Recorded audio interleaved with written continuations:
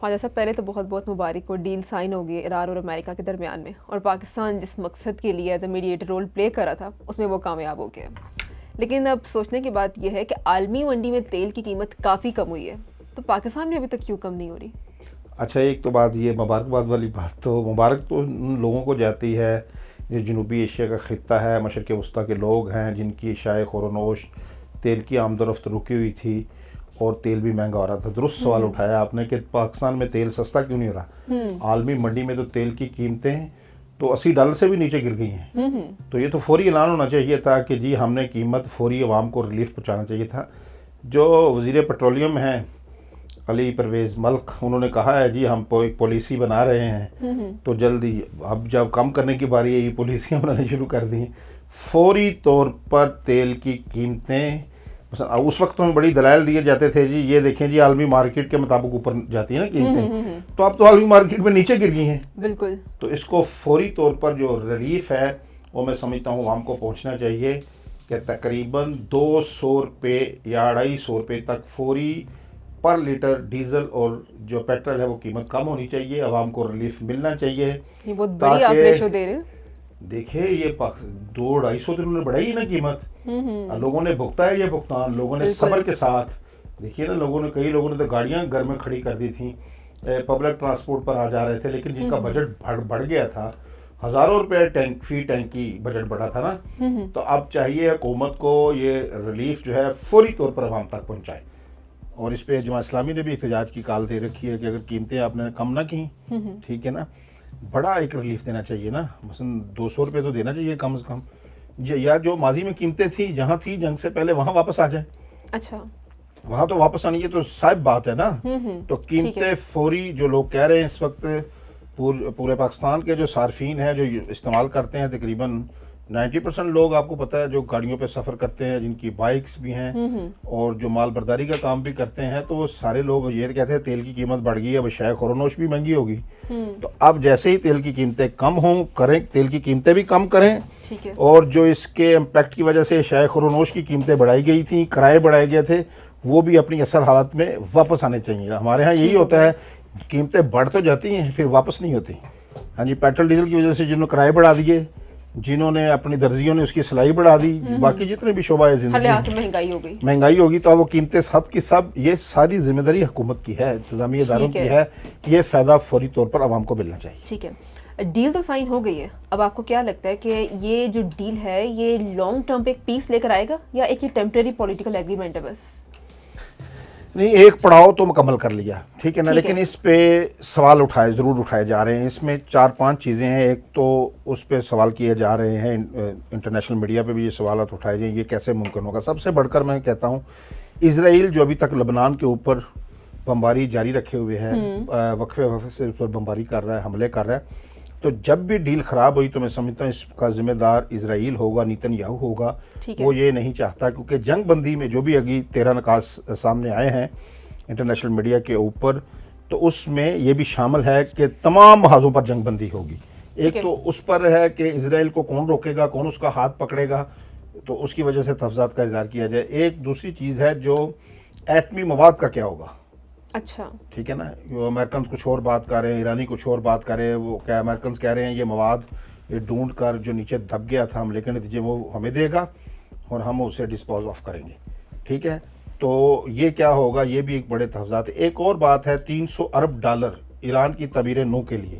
اچھا، وہ کب دیے جائیں گے، کون دے گا، اس پہ بھی یہ جو 4-5 جو سوالات اٹھائے جا رہے ہیں اس میں ایک وہ بھی سوال ہے. تو اگر ساتھ ساتھ امریکن جو قیادت ہے وہ بارہا یہ کہہ رہی ہے، ابھی جو ہیکسٹ ہیں، پیٹ ہیکسٹ، انہوں نے بھی یہ بات کی ہے کہ ہم دوبارہ بھی حملے کر سکتے ہیں. ٹھیک ہے نا، ٹھیک ہے. اور اسی طرح ڈونلڈ ٹرمپ بھی کہہ رہے ہیں کہ اگر معاہدہ صحیح طرح اب اس پر عمل درآمد نہیں ہوتا تو بمباری پھر دوبارہ شروع کر دیں گے. تو یہ سارے تحفظات موجود ہیں. 60 دن کا وقت پر بھی سوالات اٹھائے جا رہے ہیں کہ 60 دن کا جو مدت ہے وہ بڑی کم ہے، لیکن ڈونلڈ ٹرمپ نے یہ بات بھی کی ہے کہ یہ مدت بڑھائی بھی جا سکتی ہے. یعنی یہ 60 دن کے اندر انہوں نے جو مستقل ایک ڈرافٹ تیار کیا ہے وہ اس کو کرنے کے لیے 60 دن کا وقت، یہ بھی کم ہے. تو سوالات تو پھر ظاہری بات اسی طرح چلنا ہے آپ کو. لیکن ایک پڑاؤ جو پاکستان نے امن عمل شروع کیا تھا، جس کا اعلان بھی پاکستان نے کیا، وہاں سائن ہوں گے، اور پاکستان کے پرائم منسٹر میاں شہباز شریف نے اس پر بطور ثالث دستخط بھی کر دیے ہیں. ٹھیک ہے, اب ان کے سائن ہو گئے ہیں, اب وہ سامنے آ گئی چیز. یہ بھی جو سائن تو ہو گئے لیکن مشکل وقت اب شروع ہوا آ کے. لیکن دیکھیے ایک پڑاؤ تو مکمل کر لیا نا, آبنائے ہرمز تو کھل گئی نا. لیکن آپ کو لگتا ہے کہ خلاف ورزی کرنا دونوں کے لیے اتنا ہی نقصان دہ ہو سکتا ہے؟ بالکل, گارنٹر کے لیے بھی اور فریقین کے لیے بھی؟ گرنٹر کے لیے تو کچھ بھی نہیں. گرنٹر نے تو ایک دیکھیں نا ایک پلیٹ فارم مہیا کیا ہے نا, ایک سلسی کا کردار ادا کیا ہے. یہ جنگ فریقین کے لیے نقصان دہ ہوگا. جو جنگی فریق ہیں ایران, اسرائیل, امریکہ, اگر کسی نے بھی کی تو اس پر ظاہری بات ہے وہ معاملہ آگے بڑھے گا. اس طرح ایک جو سابق سیکرٹری اسٹیٹ ہیں امریکہ کے اینٹونی بلنکن, انہوں نے بھی ایک بڑی بات کی ہے. انہوں نے بڑی تنقید, شدید تنقید کی ہے امریکن حکام پہ تنقید. یہ کون سا مدہ آپ نے کر لیا جی ایران کے ساتھ؟ یہ کوئی اگریمنٹ ہے؟ یعنی کہ جنگ کے نتیجے میں آبنائے ہرمز بند ہوئی, جو تو وہی آپ آبنائے ہرمز کھلوائیے. صرف آپ نے یہ کیا ہے, اینٹونی بلنکن نے یہ کہا ہے کہ آپ نے کیا کیا ہے, آبنائے ہرمز کھلوائیے. صرف یہ تو پہلے کھلی ہوئی تھی, جنگ سے پہلے بھی کھلی ہوئی تھی نا, جنگ کا. اور اب ایران یہ بات کہہ رہا ہے کہ اگر آبنائے ہرمز کھلے گی اس پر میں ایک میکنزم ترتیب دے رہا ہوں کہ یہاں سے گزرنے والے جہاز ہمیں ٹول ٹیکس دیں گے یا فیس دیں گے, کوئی بھی نام رکھ لیں, لیکن وہ اب میکنزم بنے گا. اس پر بھی میرے خیال میں امریکہ نے رضامندی بھی دی ہے. تو ایک فارن پالیسی میگزین ہے, اس نے بڑا دلچسپ تبصرہ کیا. اس نے کہا جنگ میں کوئی بھی فاتح نہیں رہا, سارے کے سارے اس جنگ میں لوزر ہیں, سب ہارے ہیں, سب نے لوز کیا ہے. تو اس طرح کی تنقید بھی آتی رہے گی. لیکن میں سمجھتا ہوں اب اپنا ہرمز کھلنے سے کم از کم یہ ہے کہ جو تیل کی قیمتیں نیچے آئیں گی, جو کساد بازاری تھی دنیا بھر میں, جنوبی ایشیا میں انڈیا, پاکستان, چائنا, ٹھیک ہے, اور تھائی لینڈ وغیرہ میں, اور مشرق وسطیٰ کے جو ممالک ہیں, تو یہاں سے جو چیزیں اب راستہ کھلنے سے لوگوں کو اشیاء خور و نوش جو ضرورت زندگی کی اشیاء ہیں وہ لوگ تک پہنچ سکیں گی اور مہنگائی کم ہوگی. ٹھیک ہو گیا. آزاد کشمیر میں مسلم لیگ نون نے 37 ٹکٹ جاری کر دیے, اور اب سننے میں یہ آ رہا ہے کہ ان کے انتخابات بھی ہوں گے. اس بارے میں آپ کیا سمجھتے ہیں؟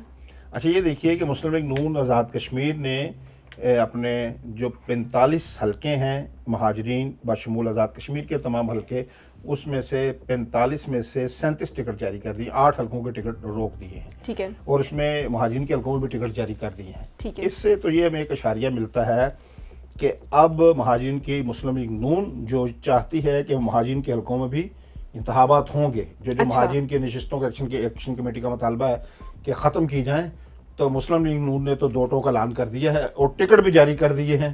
انتخابات ہوں گے, انتخابات مہاجرین کی نشستوں پر بھی ہوں گے. ٹھیک ہے. اور اس کے ساتھ ساتھ ایک اور خبر بھی دیں آپ کو کہ تاریخ بھی بڑھ گئی ہے. 19 جون جو آخری تاریخ تھی کاغذات نامزدگی جمع کرانے کی, اب وہ 23 جون ہو گئی ہے. ٹھیک ہے, ٹھیک ہے, کیونکہ قانون اور آئین کے تحت اس اسمبلی کی مدت, اس حکومت کی مدت 3 اگست کو ختم ہو رہی ہے. تو 4 اگست کو نئی حکومت نے اپنا چارج لینا ہے. تو 27 جولائی جو ہے وہ پولنگ ڈے ہے, اور 27 جولائی کی جب پولنگ ہوگی تو اس میں سے آپ بمشکل 4 اگست تک پہنچ سکتے ہیں. اس لیے انتخابات کی کچھ لوگ یہ کہہ رہے تھے, انتخابات پیپلز پارٹی نے کہ لوگوں نے پریس کانفرنس کی تھی, انتخابات مؤخر کیے جائیں, یعنی کہ اس کو آگے لے جایا جائے. لیکن انہوں نے اس کی تاریخ تو بڑھا دی. الیکشن کمیشن نے کاغذات نامزدگی جمع کرانے کی, کیونکہ کچھ حلقوں میں وہاں کاغذات نامزدگی شور شاہ ہے تو وہاں جمع نہیں ہو سکتے. اب آتے ہیں مسلم لیگ نون نے جو امیدواروں کو ٹکٹ دیے ہیں وہ کیسے امیدوار ہیں, کیا وہ انتخاب جیت بھی سکتے ہیں, یہ بڑی دلچسپ ایک بحث ہے. ٹھیک ہے, ٹھیک ہے. سب سے پہلے یہ ہے کہ جو جن حلقوں کے ٹکٹ روکے گئے ہیں وہ بھی بڑا ایک اہم مرحلہ ہے. ایک بنگوئی کا حلقہ ہے آزاد کشمیر, وہ بھی راولہ کوٹ میں ہے. وہاں سردار عبدالخالق وسیع نون لیگ کے کینڈیڈیٹ تھے, پچھلی بار وہ انتخاب میں حصہ انہوں نے لیا تھا, اس بار ان کا ٹکٹ روک دیا گیا ہے. تو وہاں سے کوئی نئے امیدوار بھی آ سکتے ہیں. اسی طرح عباس پور کا حلقہ ہے, وہاں ایک بڑی شخصیت ہیں, ان کے بھتیجے ہیں, عزیز ہیں, وہ الیکشن لڑنا چاہتے ہیں. ٹھیک ہے. اور ایک پرانے امیدوار ہیں, یہ نوجوان آدمی ہیں, ایک پرانے امیدوار ہیں, وہ بڑی برادری اور قبیلے والے ہیں, ان کا وہاں سے ٹکٹ جاری نہیں کیا گیا. اس پر بھی سارے آزاد کشمیر کی نظریں تھیں, یہاں ٹکٹ کس کو جاری ہوتا ہے. ایک کوٹلی کا حلقہ ہے, کوٹلی شہر کا, وہاں بھی ٹکٹ دیا گیا ہے, ایک نوجوان کو ٹکٹ دیا گیا ہے, اور ایک پرانے جو سینئر سیاستدان ہیں وہاں سے 7 بار انتخاب میں حصہ لیا, انہوں نے وہ جیتے ہیں, ملک نواز, ٹھیک ہے, ان کو نہیں ٹکٹ دیا گیا. اسی طرح سردار سکندر یاد ہیں, ان کے صاحبزادے تھے فاروق سکندر, ان کو بھی اگنور کر کے ایک نوجوان جو ایک بیوروکریٹ تھے محمود الحسن صاحب, ان کے بیٹے ہیں فاتح محمود الحسن, ان کو ٹکٹ دیا گیا ہے. تو یہ بڑا ان کے سامنے پیپلز پارٹی کے بڑے تگڑے کینڈیڈیٹ ہیں, چودھری محمد یاسین ہیں, صدر ہیں پیپلز پارٹی آزاد کشمیر کے, تو وہاں کہا جا رہا ہے کہ یہ کمزور کینڈیڈیٹ کو وہاں ٹکٹ دیا گیا ہے. ٹھیک ہے. اسی طرح ان کے ساتھ ایک راج مل کا حلقہ ہے اور وہاں سے بھی ٹکٹ جاری نہیں کیا. وہاں مسلم لیگ نون کے پرانے ایک سیاسی کارکن تھے, پچھلا انتخاب لڑے تھے, ملک ذوالفقار, تو وہاں سے یہ کہا جا رہا ہے جو ملک نواز صاحب کو شہر کے حلقے سے ٹکٹ نہیں دیا گیا اور ان کو وہاں راج محل سے ٹکٹ دیا جائے. اسی طرح ایک مظفر آباد کا حلقہ ہے لچھراٹ, وہاں بھی جو مسلم لیگ نون چھوڑ کر چلے گئے تھے, چودھری شہزاد ہیں, گجر برادری سے ان کا تعلق ہے, لیکن وہ ان کو شامل نہیں کیا گیا تھا, کچھ انہوں نے کچھ طرح کی خلاف ورزی حلف کی تھی, تو وہاں سے مرتضیٰ گیلانی صاحب شامل ہوئے تھے, تو مرتضیٰ گیلانی صاحب کو ٹکٹ نہیں دیا گیا. تو اب وہاں سے کس کو ٹکٹ جاری کیا جا رہا ہے, یہی سننے میں آ رہا ہے کہ چودھری شہزاد صاحب کو دوبارہ لایا جا رہا ہے. ٹھیک ہے. ٹھیک ہے. اسی طرح ایک فارورڈ بلاک کا بڑے سینئر ہیں, لیڈر ہیں فارورڈ بلاک کے, وہ پی ٹی ایم کے پچھلا انتخاب لڑے تھے, چودھری اظہر صادق, ڈوڈیال 1, جو ایک جہاں شروع ہوتا ہے نا ایک جگہ کے حلقے ڈوڈیال 1, تو وہاں بھی نون لیگ نے ٹکٹ, جو ان کے مسعود خالد صاحب تھے پرانے کینڈیڈیٹ, ان کو ٹکٹ نہیں دیا. تو وہاں بھی کہا جا رہا ہے کہ ان کو جو فارورڈ بلاک کے رکن ہیں چودھری اظہر صادق, ان کو شامل کیا جائے گا اور وہاں ٹکٹ دیا جائے گا. اسی طرح اب یہ جو تمام ٹکٹ جاری ہو گئے ہیں, تو جن لوگوں کو بڑے بڑے قداور لوگوں کو ٹکٹ نہیں دیا گیا, جو ان کی توقع تھی, کچھ لوگ شامل اسی امید پر ہوئے تھے. اس طرح ایک حلقہ ہے مظفر آباد کا ہوڑی کا حلقہ ہے, وہاں نورین عارف صاحبہ جو ایک خاتون ایک لیڈر ہیں, پرانی مسلم لیگی ہیں, ان کو ٹکٹ جاری کیا گیا. وہاں سردار تبارک صاحب وہاں آئے تھے انتخاب لڑنے کی نیت سے, تو وہاں ان کو ٹکٹ نہیں دیا گیا.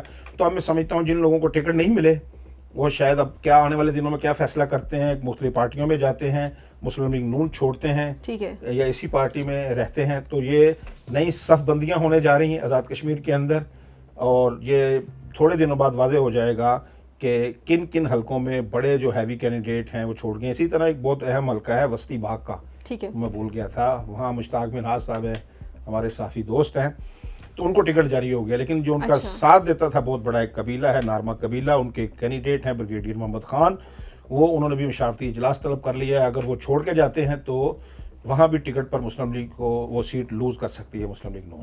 ٹھیک ہے. تو یہ ساری صورتحال 2-4 دنوں میں بالکل واضح ہو جائے گی. ابھی پیپلز پارٹی نے بھی ٹکٹ جاری کرنے ہیں. ٹھیک ہے. پیپلز پارٹی جب ٹکٹ جاری کرے گی, دوسری جماعتیں کریں گی, تو پھر ہم بیٹھ کر ایک مفصل تجزیہ دیں گے, اور آپ دیکھیے گا جو تجزیہ دیں گے انشاءاللہ العزیز ماضی کی طرح اس بات حقیقت کے قریب تر ہوگا. ٹھیک ہے, بہت شکریہ خواجہ صاحب.